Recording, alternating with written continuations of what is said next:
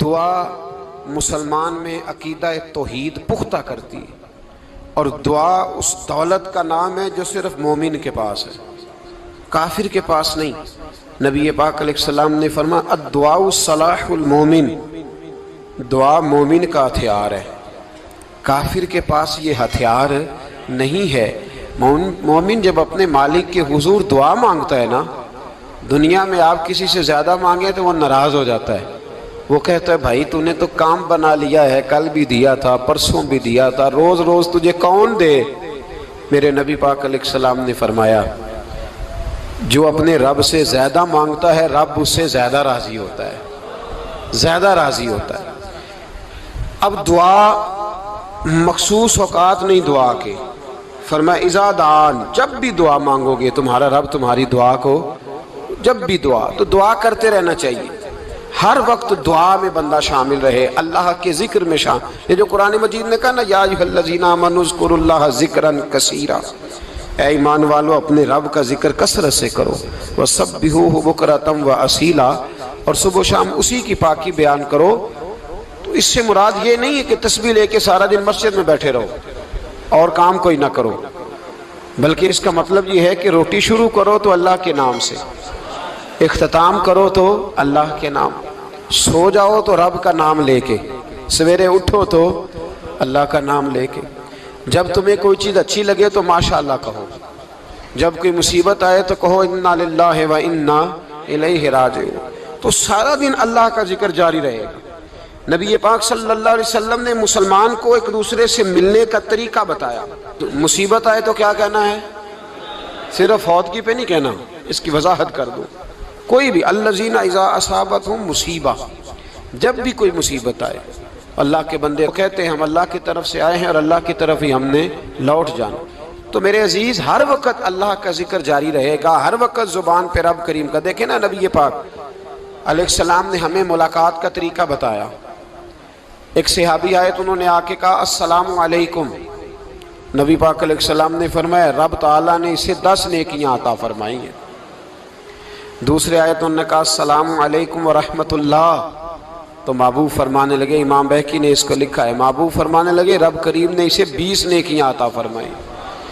ایک اور آئے، عرض کیا السلام علیکم ورحمۃ اللہ وبرکاتہ، محبوب فرمانے لگے اللہ نے اسے 30 نیکیاں عطا فرمائی۔ اچھا اس کا مطلب کیا ہے؟ السلام علیکم، تم پر سلامتی ہو، سادہ ترجمہ یہ ہے کہ تم سلامت رہو، تم سلامت رہو، ورحمۃ اللہ وبرکاتہ، تم پر اللہ کی رحمت بھی ہو اور اس کی برکتیں بھی ہو۔ وہ کیا کہتا ہے؟ وہ کہتا ہے وعلیکم السلام، تم پر بھی سلامتی ہو، ورحمۃ اللہ وبرکاتہ، اللہ کی رحمت ہو اور اس کی۔ یہ جو مسنون دعائیں ہیں نا جو حضور نے ہمیں دعائیں سکھائیں ہر موقع پہ، ان کا کمال دیکھیے۔ اب ایک مسلمان نے آتے کہا السلام علیکم، اس کا مطلب کیا ہے؟ تم پر۔ اب وہ جھگڑا کرے گا اسے مارے گا، اس کا مال چھینے گا؟ اس نے تو آتے ہی کہا ہے تم پر سلامتی ہو۔ تو جو سلامتی کی دعا دینے والے ہیں وہ جیب تھوڑی کاٹیں گے، وہ غبن تھوڑی کریں گے، ڈاکہ تھوڑا ڈالیں گے۔ اسلام نے لفظ ہی وہ سکھایا ہے کہ فرمایا جب تم نے ملنا ہے تو تم نے دعائیں کرنی ہیں ایک دوسرے کے لیے۔ اب ہمارے ہاں نئے نئے لفظ آ گئے، ٹیلی فون اٹھایا تو کہا ہیلو، اس کا کیا ترجمہ ہے؟ کون ہے؟ اس کا کیا ترجمہ ہے؟ جی جناب، اس کا کیا مطلب؟ ہم نے دیکھا بڑے بڑے سمجھدار لوگ السلام علیکم کی بجائے کہتے ہیں کیا حال ہے؟ بھئی کیا عجیب بات ہے، بھئی کیا حال ہے کا کیا مطلب ہوا؟ وہ بعد میں کرنے کی بات ہے۔ اور کچھ تھوڑا سا جو ادیب ہیں، جو بیچارے حروف کے پیچ و تاب میں رہتے ہیں، وہ کہتے ہیں آداب عرض ہے۔ وہ کیا ہوتا ہے جی؟ اسلام نے دعا سکھائی ہے السلام علیکم، یہ کتنی خوبصورت دعا ہے۔ جب آپ گھر کے اندر داخل ہوئے تو آپ نے دعا دی السلام علیکم، یہ دعا دی آپ۔ ایک صحابی حاضر خدمت ہوئے، عرض کی یا رسول اللہ صلی اللہ علیہ وسلم میرے گھر میں غربت رہتی ہے، کیا کروں؟ نبی پاک علیہ السلام نے فرمایا جب بھی گھر جایا کرنا گھر والوں سے سلام لیا کر، گھر والوں سے کیا کہا کر؟ السلام علیکم، جب بھی گھر جائے۔ یعنی گھر آیا، اب گھر والوں نے بتایا کہ ماچس کی ڈبیا تو لے آؤ۔ اب یہ دکان کونے پہ تھی گھر والے پہ، وہاں سے ماچس کی ڈبیا لے کے واپس گیا تو کہنے لگا السلام علیکم. پھر گھر والوں نے کہا ہو بتانا یاد ہی نہیں رہا، چینی بھی ختم ہو گئی ہے. تو یہ پھر گیا چینی لینے، لوٹ کے آیا تو کیا کہا؟ جب اللہ چاہتا ہے تو کہے، جب اللہ کے رسول چاہتے ہیں تو کہے. اس کا ترجمہ یہ ہے کہ تو کہہ، تو سلام لے. اللہ رسول چاہ رہے ہیں کہ تو سلام لے تاکہ تیرے گھر میں سلامتیاں ڈال دی جائیں. تو فرمایا سلام لینی ہے تو نے، اور ساتھ تو نے اس طرح کرنا ہے کہ 3 دفعہ سورۃ اخلاص کو پڑھنا ہے. امام قرطبی نے اس کو لکھا ہے. اس نے کہا حضور غربت بڑی ہے. غربت بڑی ہے تو کہ وظیفہ بتائیں. فرمایا جب بھی گھر جاؤ سلام لو اور 3 دفعہ سورۃ اخلاص پڑھو. وہ صحابی کہتے ہیں میں پکا ہو گیا. اب وہ کچھ دنوں کے بعد، کچھ عرصے کے بعد، کچھ مہینوں کے بعد واپس آئے تو صحابہ کرام علیہم رضوان فرماتے ہماری خواہش تھی کہ یہ کچھ بیان کرے، اب بتائے جو وظیفہ لے کے گیا تھا اس کا رزلٹ کیا نکلا. کہتے اس نے بڑی حیرت انگیز بات کی. حیرت انگیز عجیب انداز میں. کچھ لوگوں کا دل ہوتا ہے نا کہ مجھے ملے میرے پڑوسی کو نہ ملے، اور کچھ کا دل ہوتا ہے یار مجھے بھی ملا ہے اور الحمدللہ میرے پڑوسی کو ملا ہے. تو صحابی جب حاضر ہوئے تو صحابہ کہتے ہیں ہمیں تجسس تھا کہ یہ کچھ بتائیں. تو حضور نے فرمایا کیا حال ہے تیرا؟ کہا یا رسول اللہ کمال ہی ہو گئی ہے حضور، میں جب بھی گھر جاتا ہوں سلام لیتا ہوں اور 3 دفعہ سورۃ اخلاص پڑھتا ہوں. میں تو امیر ہو ہی گیا ہوں، میرے تو ہمسائے بھی امیر ہو گئے. کتنا پیارا ہے یہ جملہ، کتنا حسن ہے. اتنا اچھا لفظ کسی اور کے پاس ہے ہی نہیں جو الفاظ ہمیں ہمارے رسول نے عطا فرمایا. اس کو اپنائیے، اس کو اپنائیے. یہ الگ بات ہے کہ لوگ مطلب کے لیے سلوٹ کر لیتے ہیں بڑا سارا، لیکن مطلب کے لیے نہیں. جس کو جانے اس سے بھی سلام لیں، جس مسلمان کو نہیں جانتے اس سے بھی. تو نبی پاک نے ہمیں مسنون دعائیں سکھائیں. رات کو جب سونے لگیں اللہ کے رسول صلی اللہ علیہ وسلم نے ہمیں دعا سکھائی. حضور نے فرمایا جب سونے لگو تو مسلم شریف میں فرمایا تم نے یہ دعا پڑھنی، اللہم باسمک اموت و احیا. تم نے کہنا اے اللہ میں تیرے نام پر مرتا ہوں اور تیرے نام پر جیتا ہوں. نبی پاک صلی اللہ علیہ وسلم نے ایک حدیث میں فرمایا کہ یہ جو نیند ہے نا یہ موت کی چھوٹی بہن ہے، یہ موت کا ایک حصہ ہے. جس طرح انسان سو جائے تو کوئی خبر نہیں ہوتی کیا ہو رہا ہے، بالکل وہ اٹھا ہے تو اس نے کہا ہو یہ کیا ہوا. سو جاتا ہے نا آدمی، اسے خبر نہیں ہوتی. اوہو میں نے تو 11 بجے اٹھنا تھا، یہ تو 3 بج گئے. اب اسے خبر نہ رہی. سوتے ہوئے لوگ چوری کر لیتے ہیں. بلکہ اس طرح بھی ہوتا ہے کہ آدمی نے گکھڑ اترنا تھا، وہ پنڈی سے آ رہا تھا لیکن وہ سویا ہوا تھا. آنکھ تب کھلی جب کاموں کی آ گیا تھا. اب اس کا اس پر زور. تو فرمایا کیا پتا اب تو کھل گئی کاموں کی، جا کے لاہور جا کے کسی جگہ پہنچ کے. تو یہ بھی ممکن ہے کہ کھلے ہی نہ، نیند ہی موت کا سبب بن جائے. تو کہہ کے سو کہ یا اللہ تیرے نام پہ سو رہا ہوں. اللہ کس نام پہ سو رہا ہوں؟ یار اگر ہم ان دعاؤں کا حسن سمجھے مت اللہم باسمک اموت و احیا، یا اللہ میں تیرے نام پہ سوتا ہوں اور تیرے نام پر اٹھتا ہوں. گویا کہہ رہا یا اللہ میری نیند بھی تیرے فضل سے ہی ہے، اور اگر آنکھ کھل جائے تو وہ بھی تیرے فضل سے ہی ہے. کتنا اعلیٰ نبی پاک علیہ السلام نے انداز سکھایا. اور پھر بخاری شریف میں حدیث موجود ہے، فرمایا جب اٹھو تو کہو الحمدللہ الذی احیانا احیانا بعد ما اماتنا و الیہ النشور. فرمایا جب تم سو کے اٹھو تو پھر کہو اے اللہ ساری تعریفیں تیرے لیے، تمام تعریفیں جس نے ہمیں موت کے بعد حیات دی. موت کے بعد فرمایا احیانا بعد ما اماتنا، ہمیں مرنے کے بعد گویا اللہ کا شکر ادا کر کے آنکھ کھل گئی. دیکھیں کس طرح اسلام مسلمان کو اللہ کے ساتھ جوڑتا ہے. فرمایا شکر کر، آنکھ کھل گئی. کہ یا اللہ تیرا شکر ہے تو نے موت کے بعد ہمیں دوبارہ حیات عطا فرمائی، یہ شکر ادا کرو. گویا تم یہ نہ کہنا کہ میں اٹھ گیا ہوں تو میرا کمال ہے، یہ نہ سمجھنا میں اٹھ گیا ہوں تو میں بڑا پابند ہوں. جب میں ارادہ کر لوں کہ میں نے 11 بجے اٹھنا ہے تو پھر میں اٹھ جاتا ہوں. یہ نہ کہنا کہ یہ الارم بڑا اچھا ہے، یہ مجھے اٹھا لیتا ہے. ذہن کے اندر خیال کر کہ نیند تو موت کی طرح تھی، یہ جو میں اٹھ گیا ہوں تو اپنے رب کے فضل سے اٹھا ہوں. جو میں اٹھ گیا ہوں، جو ابھی اٹھے ہیں وہ تو بول دینا کم از کم کہ میں اپنے رب کے فضل سے اٹھ گیا. تو دعا سکھائی. پھر دیکھیے نبی پاک صلی اللہ علیہ وسلم نے فرمایا جب تم بیت الخلاء میں جاتے ہو نا، واش روم میں جاتے ہو، تو گندی چیزیں ہوتی ہیں وہاں، شیطان ہوتے ہیں، جنات ہوتے ہیں، یہ گندگی پہ ہوتے ہیں۔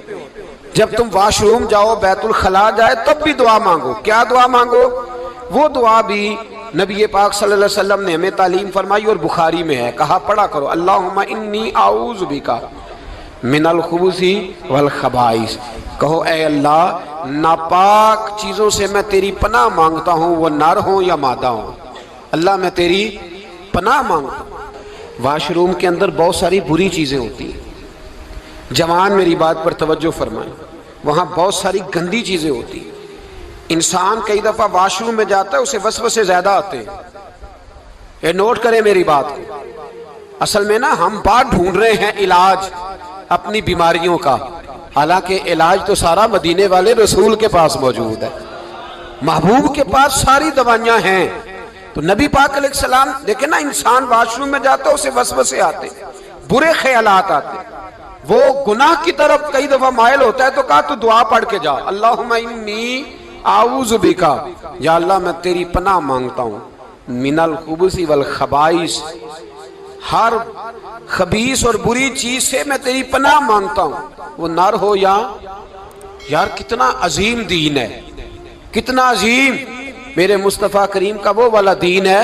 اصل میں اللہ کرے بی اے پاس بچے کو بیت الخلاء کی دعا بھی یاد ہو جائے، ایسے یاد ہو جائے، اور اس کے ماں باپ سمجھ لیں کہ جوان ہو گیا ہے، تو اب ہو سکتا ہے اس کی طرف شیطان حملہ زیادہ کرے، اسے خراب کرنے کی کوشش کرے، تو لہٰذا اسے دعا سکھائی جائے تاکہ اس کو پہلے سے پتا ہو کہ میں نے اس بے ایمان سے بچنا کس طرح سے۔ اب آپ دیکھیے نبی پاک علیہ السلام نے ہمیں دعا سکھائی، مصنف ابن ابی شیبہ میں۔ کون سی دعا؟ واش روم سے نکلنے کی۔ اللہ اکبر، بڑی زبردست دعا ہے، بڑی زبردست۔ آپ یقین کریں اس ایک ایک دعا پر ایک ایک پورا بیان ہو سکتا ہے، ایک ایک۔ یہ اس لیے نہیں میں کہہ رہا کہ میں کوئی عالم فاضل آدمی ہوں، آپ کہیں گے کہ بتا رہے ہیں میں بڑا پڑھا لکھا ہوں، صرف یہ عرض کر رہا ہوں کہ اس کے فوائد پر، ثمرات پر جو اللہ تبارک و تعالی امت کو دیتا ہے، ان دعاؤں کی جو فضیلت حدیثوں میں آئی، اور پھر جو اس کے فوائد ہے، اگر اس پر بات کروں تو ایک دعا تقاضا کرتی ہے کہ اس پر پورا ایک لیکچر ہونا چاہیے۔ دیکھیے آپ واش روم سے نکلے، دعا کیا ہے؟ دعا کے لفظ کیا؟ الحمدللہ الذی، ایک حدیث میں لفظ ہے غفرانک، غفرانک، اے اللہ میں تجھ سے بخشش چاہتا ہوں۔ اور جو مشہور اور معروف ہے مصنف ابن ابی شیبہ کی روایت، فرمایا الحمدللہ الذی اذھب عنی العذاب وعافانی، فرمایا اے اللہ تیرا شکر ہے۔ واش روم سے نکلا ہے تو کہہ رہا ہے یا اللہ تیرا شکر ہے، تو نے مجھ سے اذیت دور کی، وعافانی، اور تو نے مجھے عافیت عطا کر دی، اذیت دور کر دی اور عافیت۔ بولیے، واش روم سے نکلا ہے تو کیا کہتا ہے؟ یا اللہ تیرا شکر ہے، تو نے مجھ سے اذیت دور کر دی اور مجھے عافیت۔ ڈاکٹر حکیم ہومیوپیتھک ایک چیز پر متفق کم ہوتے ہیں، پتہ ہے نا آپ کو، لیکن اس بات پر سب کا اتفاق ہے کہ اگر کسی کو قبض ہو جائے نا تو شاید 70 یا 72 بیماریاں لگ جاتی ہیں اس کو۔ اور جب آدمی کو قبض ہوتی ہے نا، پیٹ کے اندر فضلہ جم جاتا ہے، خارج نہیں ہوتا، اس کو اعصاب کی بیماری ہوتی ہے، اس کے ذہن پر اثر ہوتا ہے اس چیز کا۔ آپ یہ مت سمجھیں کہ کھانا کھانا یہ ایک کمال ہے، اللہ نے یہ بھی نعمت بنائی ہے کہ کھانا جب خارج ہوتا ہے تو وہ بھی اللہ کا بہت بڑا احسان ہے۔ تو فرمایا تو سمجھا ہی نہیں، اگر تجھے قبض ہو جاتی، تیرے پیٹ کے اندر وہ چیز جم جاتی، تیرے لیے کتنی تکلیف کا باعث تھی۔ ان لوگوں سے پوچھئے جو اس کے بیمار ہیں، اس کے مریض ہیں، وہ کتنی تکلیف میں رہتے ہیں، سر میں درد ہوتا ہے، سر چکراتے ہیں۔ ایک بہت بڑا روڈ ایکسیڈنٹ ہوا تو ڈرائیور سے لوگوں نے پوچھا کہ مسئلہ کیا ہے، تو کہنے لگا میں قبض کا مریض ہوں، تو میں کھانا کھا لیتا ہوں تو میرے ذہن پر وہ اس قدر زیادہ گیس کا غلبہ ہوتا ہے کہ میں سخت تکلیف میں ہوں۔ نبی پاک علیہ السلام نے ہمیں سمجھایا اور بتایا کہ سمجھ لو یارو، کھانا کھانے کی نعمت تو اللہ نے تمہیں عطا فرمائی ہے، لیکن کھانا کھانے کے بعد اس کا اخراج بھی اللہ کی بہت بڑی نعمت ہے، تو اللہ کا شکر ادا کرو۔ پھر جب آپ گھر سے نکلیں گے تو بھی اس کی دعا ارشاد فرمائی، بسم اللہ توکلت علی اللہ، اللہ کے نام سے گھر سے نکلتا ہوں اور میں نے بھروسہ بھی اللہ کے نام پہ کیا۔ جب گھر سے نکلیں تو کس کے نام پہ بھروسہ کریں؟ بولیے۔ حضرت رابعہ بصریہ رحمت اللہ علیہا، آپ تشریف لے گئیں حج کرنے، جس دن واپس آئیں اپنا اونٹ کہہ گئیں جاتی دفعہ، کہنے لگی اللہ میں تیرے حوالے کر کے جا رہی ہوں، اور بسم اللہ توکلت علی اللہ، بھروسہ بھی تیری ذات پہ ہے۔ جس دن واپس آئی نا، اسی دن کسی نے بتایا کہ اماں آج ہی تیرا اونٹ مر گیا ہے، تو اونٹ کے سرانے کھڑی ہو کے کہنے لگی مولا میں تو تیرے نام پہ تیرے پہ بھروسہ کر کے گئی تھی، تیرے حوالے، میں تو تیرے گھر گئی تھی۔ تو لوگ کہتے ہیں اماں کے منہ سے لفظ نکلے تو اونٹ زندہ ہو کے کھڑا ہو گیا، کھڑا ہو گیا ہوں۔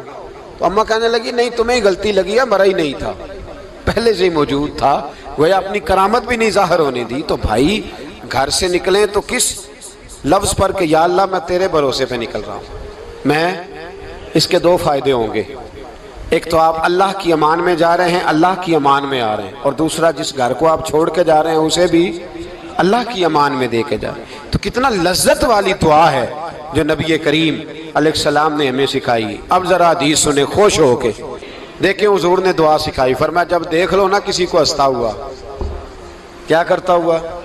ماشاءاللہ آپ تو ہنسنے لگے۔ جب کسی کو ہنستا ہوا دیکھو تو کہا کرو اضحک اللہ سنک، یہ دعا، یہ بخاری ہے، فرمایا دعا مانگا کرو جب کسی مومن کو ہنستے ہوئے دیکھو تو دعا مانگو اضحک اللہ سنک، اللہ تجھے ہنستا ہی رکھے، اللہ تجھے، بولیے، جل نہ جایا کرو کہ میں پریشان ہوں تو یہ ہنس کیوں رہا ہے، جھلا نہ کرو، بلکہ کیا کہا کرو اللہ تجھے ہنستا رکھے، اللہ تجھے۔ نبی پاک صلی اللہ تعالیٰ علیہ وآلہ وسلم نے فرمایا، ترمذی میں حضرت اسامہ بن زید رضی اللہ تعالیٰ عنہ سے حدیث مروی ہے، حضور نے فرمایا جس نے کسی کے ساتھ احسان کیا اور جس پر احسان کیا، اگر اس نے یہ دعا پڑھ دی نا جزاک اللہ خیرا، تو فرمایا اس نے اللہ کی بھی پوری حمد کر دی اور محسن کا صحیح شکریہ بھی ادا کر دیا۔ کیا کہنا ہے؟ جزاک اللہ، اللہ تجھے بہترین جزا عطا کرے۔ اس کا ترجمہ کیا ہے؟ اللہ تجھے بہترین، کیونکہ حضور فرماتے ہیں من لم یشکر الناس ولم یشکر اللہ، جس نے بندوں کا شکریہ ادا نہیں کیا اس نے اللہ کا بھی شکریہ ادا نہیں کرنا۔ تو کیا کہنا چاہیے؟ جزاک اللہ خیرا۔ اور اگر اماں کہتی ہو بچوں کو انگریزی سکھانی ہے تو کیا کہنا ہے پھر؟ شکریہ ادا کرنے میں کیا کہنا ہے؟ Thanks, thank you. وہ خدا کے اس کا ثواب کتنا ہے؟ بولے انگریزی ایک زبان ہے، اس کو زبان ہی رہنے دیں۔